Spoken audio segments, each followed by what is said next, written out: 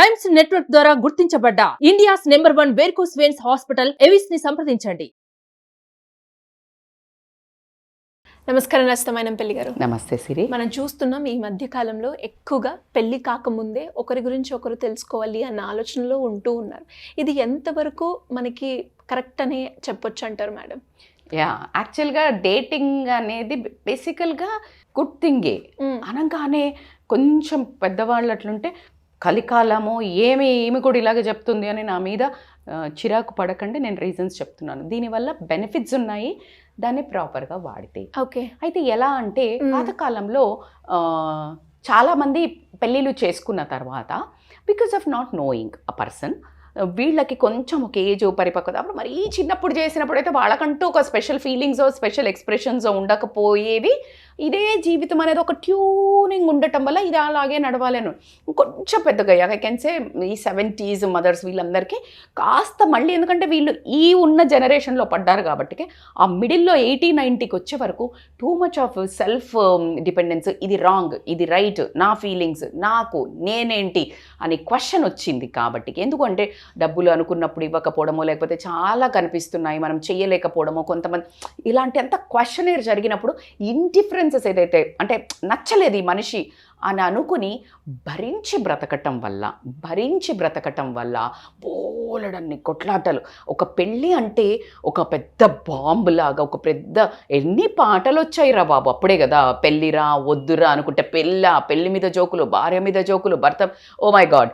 ఎందుకు వచ్చాయి అంటే దాని మీద ఒక రకమైన అందం కంటే ఎక్కువ భయం అనేది క్రియేట్ అవ్వటం జరిగింది. నీకు కమిట్మెంట్ ఇవ్వాలనో లేకపోతే రెస్పాన్సిబిలిటీ కంటే ఎక్కువ రెస్పాన్సిబిలిటీకి ఎవరు భయపడర్రా. భయం వల్ల కట్టడి, నో ఫ్రీడమ్. ఈ రెండు పదాలు మేబీ ఎక్కువ రూల్. భయం బాధ్యతలకి ఇష్టపడతారు, ఎందుకంటే ఒక ఇద్దరు కలిసి నడుము కడితే అసలు బాధ్యతలు ఇట్టే వెళ్ళిపోతాయి. కాకపోతే expectations, as you said, like expectations అనే వర్డ్ ఒకటి మళ్ళీ మనం తీసుకోవచ్చు. నువ్వు నన్ను కేర్ తీసుకుంటున్నావా, నువ్వేం చేస్తున్నావు, నాకు నువ్వు చూస్తున్నావా, ఇలా ఈ క్వశ్చనేర్ స్టార్ట్ అయింది. ఇది ఎందుకు? ముందు అసలు ఇలాంటి మనిషి అనుకోలేదు తెలుసా. ఇలాంటి తెలిస్తే చచ్చినా చేసుకునేవాడిని కాదు, చేసుకునేదాన్ని కాదు అంటారా? కాదు. ఎందుకు? మా అమ్మ వాళ్ళు చూశారు, ఆ పెళ్లి మండపంలో చూశాను. లేకపోతేనా చచ్చినా చేసుకునేవాడిని కాదు, చచ్చినా చేసుకునేదాన్ని కాదు. కొంతమంది ముక్కు మొహం కూడా చూడకుండా చేసుకునే వాళ్ళు ఉన్నారు. నేను అసలు ఒప్పుకోలేదు తెలుసా. మా అమ్మ మా నాన్న చూశారు, నాకు నచ్చలేదు, బాధేస్తుంది. సంసారం చేయాల్సిన భార్యతోటో భర్తతోటో మనిషి నచ్చలేదు అంటే దానికంటే నరకము ప్రపంచంలో ఏ వ్యక్తికి ఏది ఉండదు. అది భార్య అయినా కానివ్వండి, భర్త అయినా కానివ్వండి. ఎందుకంటే the person who you have to really physically closer. ఎక్కడ తప్పించుకుంటావు? ఇంకా దాంట్లో ప్లెజర్ లేనప్పుడు లైఫ్ అంతా ప్రెజరా కాదా? ఖచ్చితంగా. ఎస్. సో ఇది సో దీన్ని అవాయిడ్ చేయడానికి ఒక డేటింగ్ అనేది నేను పాజిటివ్ దాంట్లో చెప్తాను, అర్థం చేసుకోండి. డేటింగ్ అనగానే ఎట్లా అయిపోయిందంటే అది ఒక ఫ్యాషన్ వర్డ్. అది బ్యాడ్ వెస్ట్రన్ కల్చర్లోకి వెళ్ళారు. సరే, వెస్ట్రన్ కల్చర్లో ఏం చేస్తారు మనకి ప్యూర్గా తెలీదు. మనం అమెరికన్స్ కాదు కాబట్టి వాళ్ళు దాన్ని ఎలా ఫిజికల్గా తీసుకెళ్తారా, ఎలా చేస్తారో తెలీదు. నాకు అవగాహన ఉన్నంత వరకు ఈవెన్ అమెరికన్స్, నేను యూఎస్ వెళ్ళినప్పుడు కూడా వాళ్ళ వే ఆఫ్ మేబీ బట్టలు చిన్నగా వేసుకుంటారా అదంతా పక్కన పెడితే, నువ్వు చిన్నగా వేసుకొని పోయినా ఎవడు అసలు చూడడు అటువైపు. ఎందుకంటే వాళ్ళ కల్చర్ కాబట్టి దే ఆర్ ట్యూన్ టు వాళ్ళ అమ్మనో వాళ్ళనో అలా చూసుంటారు కాబట్టి వాళ్ళ ఫిజికల్ పార్ట్స్ మీద పెద్ద అంత ఇట్లా క్రియేట్ అవ్వదు. అదే మనిషి మనకిక్కడ ప్రతి ఒక్కళ్ళకి తెలియకుండానే ఒక అన్నట్టు ఒక క్రియేట్ అవుతుంది మొమెంటం. ఆడవాళ్ళ దగ్గర నుంచి కూడా ఓ కైండ్ ఆఫ్ ఫీలింగ్ అక్కడ వస్తుందా? రాదు. సో నీకు అక్కడ వాళ్ళు ఏం చేశారో తెలీదు, బట్ అట్లీస్ట్ వాళ్ళది అప్పుడే. ఎందుకంటే మనకి వెస్ట్రన్ కల్చర్లో ఆల్వేస్ ఒక 10 years డిఫరెన్స్ ఆఫ్ కల్చర్ ఉంటుంది. అంటే అక్కడ వచ్చినాక మన దగ్గరకు వస్తుంది. ఇప్పుడు ఫాస్ట్గా వస్తున్నాయి అనుకోండి. సో అక్కడ వాళ్ళు ఏంటంటే మేబీ అండర్స్టాండింగ్ అనే దాని వర్షన్తో స్టార్ట్ చేసి ఉంటారు. ఎందుకంటే తర్వాత గుద్దుకొని కొట్టుకొని సచ్చుడు కంటే ఇది ముందు తెలుసుకుందాం కదా ఒక మనిషిని. అయితే మీరు అనొచ్చు, వై యాక్చువల్లీ డేటింగ్ అంటే simple, to avoid all these conflicts. ఏ మనిషి సేమ్ ఉండర్రా తల్లి. అంటే నువ్వు if you are searching for a perfect person, Greek వీరుడు, నా రాకుమారుడు, తెల్ల గుర్రం మీద వస్తాడు, నన్ను ఎత్తుకొని తీసుకెళ్తాడు. అయ్యో కాదురా బాబు, అది నువ్వు పర్ఫెక్ట్ పర్సన్ ఎవరు ఉండరు. రాంగ్ పర్సనా రైటా, మీడియా కోర్ రాంగ్ పర్సన్ అనగానే ఎలా తెలుస్తుంది మేడం అంటే, that's what you need to know. డేటింగ్లో నువ్వు వెళ్ళేటప్పుడు ఫస్ట్ అసలు ఆలోచించుకొని అసలు ఏమి నేను ఈ పర్సన్లో చూడాలా, ఏ పారామీటర్స్ కన్సిడర్ చేయాలి అని అంటే పర్ఫెక్ట్ పర్సన్ అయితే దొరుకుతాడు అని వెళ్ళొద్దు. బేసికల్గా ఇండిఫరెన్సెస్ ఏముంటాయి చూసుకో. దానికంటే ముఖ్యంగా ఆ ఇండిఫరెన్సెస్ ఉన్నా నీకు ఆ మనిషి ఇంకా కొన్నిట్లలో నచ్చాడు అంటే ఒక 60-70% మనిషి నచ్చాడు, కానీ ఇండిఫరెన్సెస్ ఉన్నాయి. ఆ ఇండిఫరెన్సెస్ని అసలు నువ్వు ఓర్చుకోగలుగుతావా, నిన్ను చెక్ చేసుకోండి. That you can bear that problems. అంటే ఆ ఇష్యూస్ ఏదైతే ఉన్నాయో నీకు నెగ్లిజబులా, నా వల్ల కాదు మేడం, అబ్బో నేను భరించలేను. కొంతమందికి తింటూ ఉంటే అని సౌండ్ చేస్తే ఇరిటేషన్ వస్తుంది. అది నువ్వు కొన్ని రోజులు అది మారదు, నువ్వు మారుతుంది అనుకోకు. నేను మారుస్తా అని నువ్వు కంకణం కట్టుకొని వచ్చి పెళ్ళయ్యాక ఏంటి అంటే ఈ అని నీ ఫేసు అతన్ని హర్ట్ చేస్తుంది, ఆమెని హర్ట్ చేస్తుంది. నువ్వు అప్పుడు మారుస్తా అనుకోకు. లేదు నేను ఇలా ఉన్నా ఓకే అని నువ్వు ఫస్ట్ సాటిస్ఫై అయితే నువ్వు ట్రై చెయ్యి.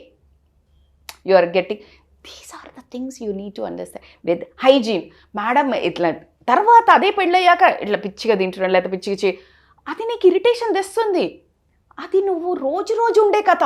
నీకు ఇప్పుడు నెగ్లిజబుల్ అనిపిస్తుంది, ఇప్పుడు నీకు డబ్బు కనిపిస్తుందో, మంచిగా బయట తిప్పుతున్నాడని కనిపిస్తుందో, లేకపోతే ఇంకేదైనా తన సర్కిల్ కనిపిస్తుందో, ఇంకేమైనా అందం కనిపిస్తుందో, కానీ నువ్వు అవి ఇప్పుడు నెగ్లెక్ట్ చేసిన రేపు రొద్దున అవి it will convert into major things. ఎట్లా మేడం మీరు అదే మనిషి కదా అంటే అసలు నీ ఫీలింగ్సే రోజుకి చేంజ్ అవుతాయా కదా. నాకు చాలా రోజుల కింద నేను చిన్నప్పుడు అసలు పచ్చి పులుసే తినేదాన్ని కదా, నమ్మండి మీరు నమ్మకపోండి. అంటే never uses to any veg, now I eat and now today it one of the my favourite. అసలు చేంజెస్ కీప్ ఆన్ హ్యాపెనింగ్. అలా ఇప్పుడున్న మనిషిలో కూడా నీకు చేంజెస్ ఏమన్నా మంచి అంటే చెడువి పాజిటివ్ అవ్వచ్చు, పాజిటివ్ కాస్త నెగిటివ్ అవ్వచ్చు. సో నువ్వు అర్థం చేసుకోవాల్సింది నీ ఇష్టపడే వాళ్ళని ఎవరినైతే చూస్ చేసుకున్నావో are you ready to get adjust, compromise అవ్వగలుగుతావా, అర్థం చేసుకుంటావా ఆయన బిహేవియర్ని అనేది మాత్రం ఇంకింతే. ఈ ఎంటాంగిల్నే ఉండాలి, అంతేగాని ఇప్పుడు నచ్చే అప్పుడున్నాడు మేడం ఇప్పుడు లేడు అంటే నువ్వు కూడా లేవు అలాగా. అవును, నువ్వు కూడా అలాగ లేవు. సో ఎదుటి మనిషి ఆ మంచి చెడులను ఫస్ట్ అసలు నువ్వు ఎంతవరకు టాలరెన్స్ నీకుంది, అది చేంజ్ చేసే నీ చేతిలో ఉందా, లేదు. ఏది ఉంది, నీ టాలరెన్స్ లెవెల్ పెంచుకునే అవసరం నీకుంది. So you need to understand first నువ్వు వెళ్ళేటప్పుడు నువ్వు ఏమేమి చూడాలి. ఈ పారామీటర్స్, డబ్బు ఇవన్నీ ముందు అమ్మ వాళ్ళు చూస్తారో లేకపోతే నువ్వు చూసుకుంటావో, అతని ఎడ్యుకేషన్ కానీ అందం కానీ లేకపోతే డబ్బు కానీ ఇది ముందే తెలిసిపోతుంది. ఇవి తెలుసు అన్న తర్వాత నువ్వు అడుగేసి డేటింగ్కి వెళ్ళినప్పుడు క్వాలిటీస్ చూడండి. మీరు వెళ్ళడు ఇప్పుడు ఎక్కువ ఏమవుతుందంటే అంటే నాకు అర్థమైంది చెప్తున్నాను, నేను విన్నది కూడా. వెళ్ళంగానే they get like more attached. ఎట్లా అంటే మంచిగా అనిపిస్తుంది కదా, ఒక అమ్మాయి మాట్లాడుకుంటున్నప్పుడు you just feel that chill cruel bro, లేకపోతే కొంచెం ఫ్లర్టింగ్, కొంచెం సరదాగా, దట్ ఆ ఏజ్లో అట్లాగే ఉంటుంది. సో వాళ్ళు ఏది మాట్లాడినా ఇట్లా బటర్ఫ్లైస్ ఇన్ ద స్టమక్ చూసినప్పుడు ఇప్పుడు అతను కూడా ఇంప్రెస్ చేయడానికి అమ్మాయిని ఖచ్చితంగా ఒక మంచి రోజు, ఒక మంచి కేక్ పాయింట్కి, లేకపోతే ఇంకొక చోటకి, లేకపోతే లాంగ్ డ్రైవ్, మంచి సాంగ్స్, అదే సాంగ్స్ నువ్వు తర్వాత ఏచే అంటాడు. బికాజ్ అప్పుడు వేరే ఉంటుంది, బ్యాక్ ఆఫ్ ద మైండ్లో రెస్పాన్సిబిలిటీస్ ఉంటాయి, కోపం ఉంటుంది. ఏదో ఇంకప్పుడు ఇంత సోప్ అయ్యాడు. నువ్వు ఇట్లాగే ఉంటుంది నా రోజుగా అనుకుంటే నీ మూర్ఖత్వం. So life is not only this. ఇప్పుడు ఈ స్టాండర్డ్స్ తీసుకొని మాత్రం డిసైడ్ చేసుకోకండి. కొన్ని పారామీటర్స్ ఇప్పుడు మనం అన్నట్టు వాళ్ళ తల్లిదండ్రులతో మాట్లాడేది కాదు, ఫ్రెండ్ సర్కిల్ని కలిసినప్పుడు కానీ, వాళ్ళ గురించి మాట్లాడేటప్పుడు కానీ, నేను చాలా వీడియోస్లో చెప్పాను. ఐ థింక్ నేను మై వీడియోస్లో అన్నీ ఇట్లా ట్రై టు గివ్ ఎన్లార్జ్ అంటే ఇట్లా full wide range of ideas ఇస్తాను. సో నువ్వు ఇవి అబ్జర్వ్ చెయ్యి. వాళ్ళు మాట్లాడుతున్నప్పుడు నీకు ఎప్పుడో తెలుస్తుంది. ఫస్ట్ చెవులు కళ్ళు ఓపెన్ చేసుకొని ఏదైతే నష ఉంటుందో దాంట్లో నుంచి కొంచెం పక్కకు సైడ్ అయ్యి చూసినప్పుడు ఇవన్నీ కనిపిస్తాయి. కానీ నేను పర్ఫెక్ట్ అప్పుడు ఎవడు నచ్చట్లేదనే బ్యాచ్ కొంతమంది ఉంటారు. ఎందుకు అంటే వీళ్ళు ఒక రాకుమారుడు వస్తారు అనుకుంటారు, అవ్వనే అవ్వదు. సో కొన్ని పారామీటర్స్ చెప్పుకొని సెలెక్ట్ చేసుకోండి. మీరు ఇష్టపడ్డాక compromise and understanding is the key. And ఇంకొక వర్గం వాళ్ళు ఏమంటారంటే, ఇప్పుడు నేను వచ్చాక ఇష్టపడ్డా, ఇప్పుడు నేను మీకు నన్నంటే ఇష్టం, నేను వచ్చేసి ఒకరోజు అక్కడే కూర్చున్నాను, you are eating some brownie or like that అనగానే నాకు ఇవ్వకుండా తింటున్నారో లేకపోతే ఏదో ఒకటే జరిగింది.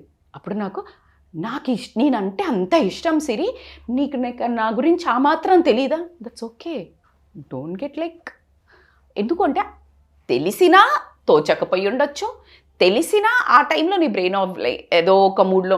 సో నా గురించి మొత్తం తెలుసుకోవాలి. ఇప్పుడు అప్పుడప్పుడు మా ఇంట్లో చిన్న గొడవ అవుతుంది, ఏదైనా నేను సడన్గా ఏదైనా కూర చేసి ఇది నీకు ఇష్టమని వండినంటే నాకు ఇది ఇష్టమని నేను చెప్పానా, యాక్చువల్లీ చెప్తారు.